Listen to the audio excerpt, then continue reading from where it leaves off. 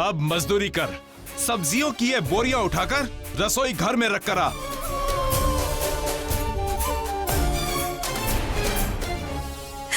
ये कैसे? ये सब कुछ हमारे कारण हो रहा है कारा। हमारी वजह से शहंशाह यहाँ आए, हमारी वजह से उन्हें इतना कष्ट सहना पड़ रहा है। ये सब कुछ दिखाने से पहले आपने हमारे प्राण क्यों नहीं ले लिए?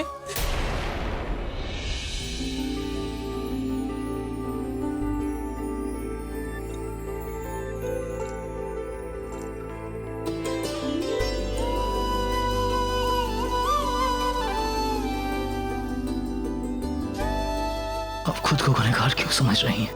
आपने वही किया जो आपका फर्ज था। इस गांव के सरपंच होने के नाते सबूतों और गवाहों को मद्देनजर आपने गुनहगार साबित हुए मुजरिम को सजा दी। बस ये तो हम ही जानते हैं शहंशाह कि दंड हमने आपको दिया है कि हमने स्वयं भोगा है।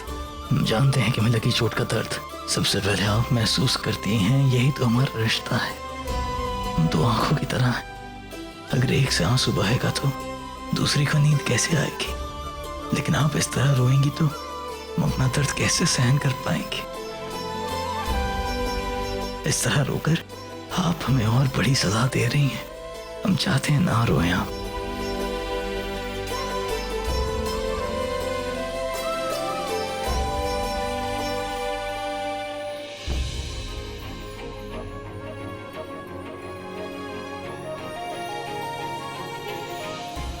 वो सजा नहीं थी मरियम ज़मानी। दरअसल एक जरिया था खुदा का हमें समझाने का कि दूसरों को जो दर्द दिया है वो अब खुद सहना होगा। और हमें मरते दम तक अपना वो निर्णय कचोटता रहा। आपने अपने शरीर पर लगे कोड़े तो सह लिए, लेकिन हमारे हृदय पर लगे वो घाव जीवन भर नहीं मिटे कि हमारे आदेश पर आपको वो दंड मिला।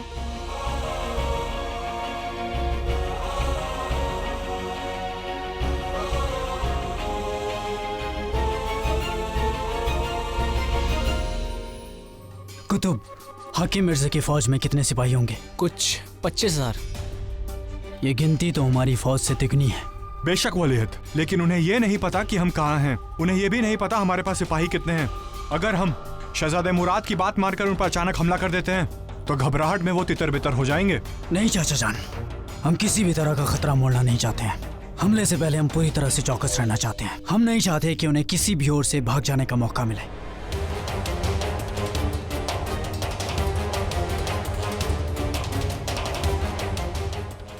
बहुत खूब। हुक्म की तामील होगी।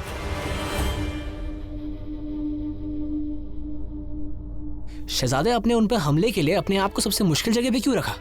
दुश्मनों की पूरी फौज के सामने रख दिया आपने अपने आप को, ये जानते हुए भी कि उनका सारा ध्यान वहीं पर होगा और हमें सबसे ज्यादा मात वहीं पर खानी है।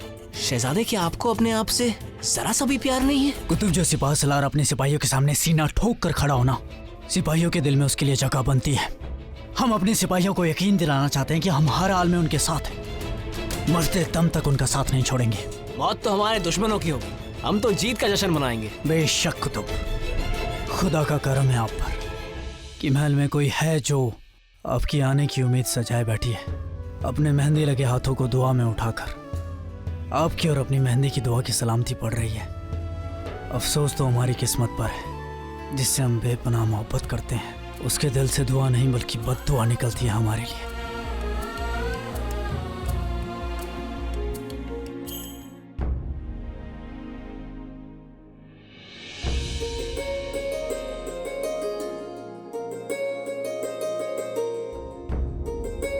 अनार, वलीअहद की फतेह के लिए भी दुआ पढ़ लेना बेटा। हम सिर्फ अपनी फौज की फतेह की दुआ करेंगे अम्मी जान। और रही बात वलीअहद की, तो उनसे कोई उम्मीद नहीं है। जिसका दिल रकासा हो के घुंघरू में बंधा हो, उसके पास शमशीर उठाने का जिगर कहां से होगा? वलीअहद को कम मत समझना। उन्होंने जिंदगी के 9 साल मैदानी जंग में ही बिताए हैं और फिर शहंशाह तो होते ही ऐसे हैं। हरम में रकासाओं के साथ मदहोश, पर मैदानी जंग में दुश्मन के सामने मौत का फरिश्ता। कसूर तुम्हारे नजरिए का है जो वली अहद को गलत मानता है, मगर ख्याल रहे वो हमारे अगले बादशाह हैं। उनके लिए कुछ भी गलत सोचना गुनाह है, और फिर वो पूरे आगरा को बचाने की मुहिम पर निकले हैं। इसलिए अपनी जाती गिले शिकवे हटाकर उनकी सलामती की दुआ करो।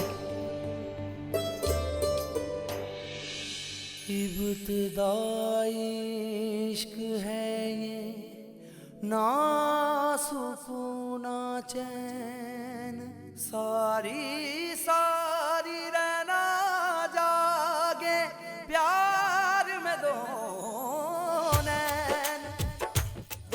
रब्बा रब्बा इस प्यार में कुछ मिल गया कुछ खो गया।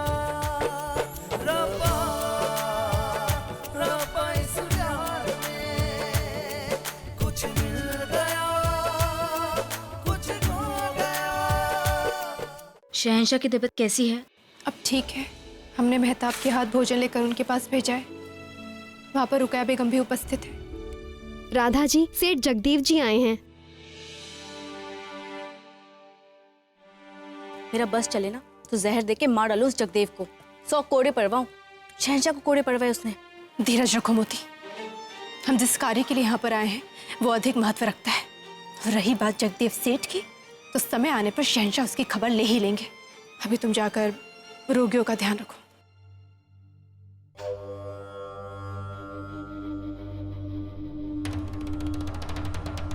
प्रणाम राधा जी। हम समझ सकते हैं आज सुरजन के प्रकरण में जो कुछ भी हुआ उससे आपको कितना दुख पहुंचा होगा।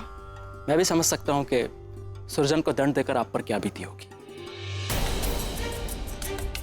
एक स्त्री के लिए कोड़े मारने का आदेश देना बहुत कठिन हो सकता है, परंतु आपने अच्छा किया कि दया दिखाई, वरना मैं भी नहीं चाहता था कि उसकी नौकरी छिन जाए।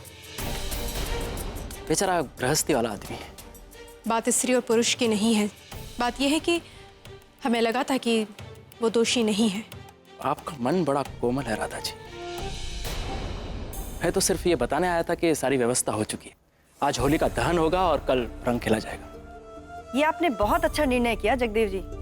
इसी बहाने लोगों के मुख पर थोड़ी मुस्कुराहट तो आ जाएगी, वरना शहंशाह के कारण तो लोगों ने हंसना ही भुला दिया है। ऐसी बात नहीं है कौशल्या जी, आप शायद भूल रही हैं। हम हिंदू हर उत्सव को पूरी आज़ादी के साथ मना सके, इस बात का फरमान शहंशाह ने ही जारी किया था। अच्छा, आज्ञा दीजिए, और मेरे लायक अगर कुछ काम हो तो अवश्य बताइएगा। इस शातिर का सच सामने लाना ही होगा।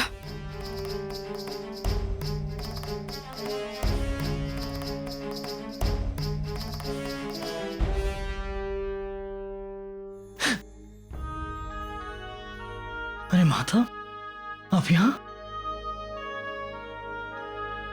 आप फिक्र ना करें, मैं बिल्कुल ठीक हूं।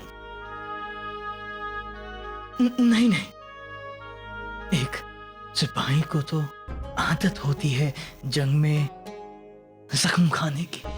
आप जो यहाँ इतने सारे काम कर रही हैं वो किसी सिपाही से कम नहीं है। हमें और आपकी अम्मी जान को आप पर बहुत ही नाज होगा। हाँ माता। प्रणाम शहंशाह। ये जो था बेगम, आज जगदेव सेठ आया था। कल होली खेली जाएगी और आज होली का दहन है। हमें लगता है कि यही सबसे उचित अवसर है जब उसकी सच्चाई सबके सामने लाई जा सकती है, क्योंकि जब तक उसकी सच्चाई सबके सामने आएगी नहीं तब तक प्रजा को अनुभव नहीं होगा कि गलती आपकी नहीं बल्कि जगदेव जैसे लोगों की है। बेशक जोधा बेगम ठीक कह रही हैं। तो फिर ऐसा ही होगा। हमने पैगाम भिजवा दिया है राजा बीरबल साहब को, और अब बस उस वक्त का इंतजार है जब हम जल्द से जल्द जगदेव सेठ को बेनकाब करेंगे। आज होलिका दहन के साथ उस पापी के पाप का पर्दा भी जल जाएगा।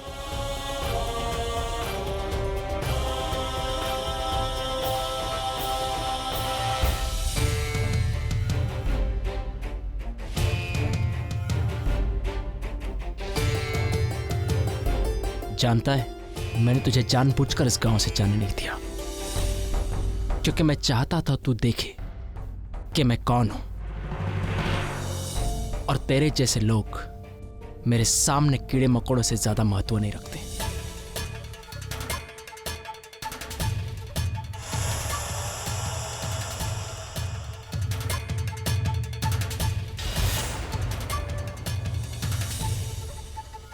अब राधा जी, होली का दहन आपके शुभ हाथों से होना चाहिए। हाँ राधा जी, जगदेव सेठ बिल्कुल सही कह रहे हैं। आपने जिस तरह रोग का नाश किया, उसी तरह पाप रूपिणी इस होलिका का दहन भी आप ही कीजिए। लीजिए राधा जी।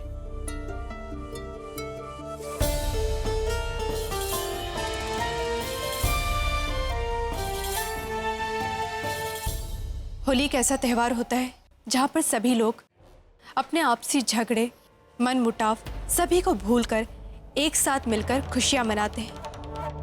आशा तो यही की जाती है कि सभी लोग अपने मन का मैल और पापों को इस पवित्र अग्नि में डालकर भस्म कर दें, पाप का नाश हो।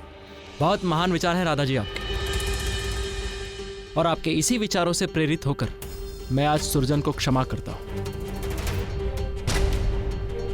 घृणा पापी से नहीं, पाप से होनी चाहिए। अग्नि दीजिए। नहीं जगदेव जी, हम चाहते हैं कि होली का दहन चोरी की सजा पा चुके सुरजन के हाथों से हो। सुरजन अपराधी था, परंतु अपने अपराध का दंड भुगतने के बाद उसे अपराधी कहना बिल्कुल भी उचित नहीं है। यही तो हमारे समाज का बहुत बुरा नियम है कि अपराधी को उसके अपराध का दंड एक बार नहीं बल्कि बार बार और लगातार मिलता है। ये न्याय की कौन सी परंपरा है कि किसी भी अपराधी को उसके अपराध से मुक्ति ही नहीं मिलती है, बल्कि होना तो ये चाहिए कि एक बार किसी भी अपराधी को उसका दंड मिलने के पश्चात उसे समाज में फिर से सम्मिलित कर लेना चाहिए, उसे फिर से वही मान सम्मान और अधिकार मिलने चाहिए। इसलिए होलिका को अग्नि सुरजन ही देंगे। जैसी आपकी आज्ञा राधा जी, आपकी आज्ञा को कौन टाल सकता है।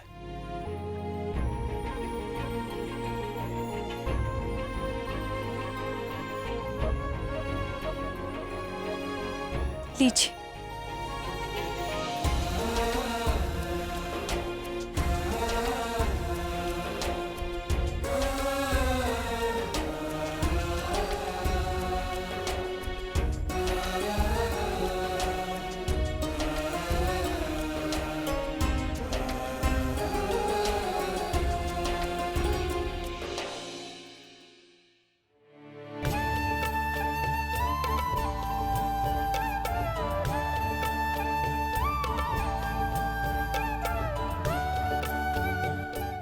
अब सभी लोग होलिका की परिक्रमा करेंगे। जो लोग विवाहित हैं वो जोड़े में परिक्रमा करेंगे।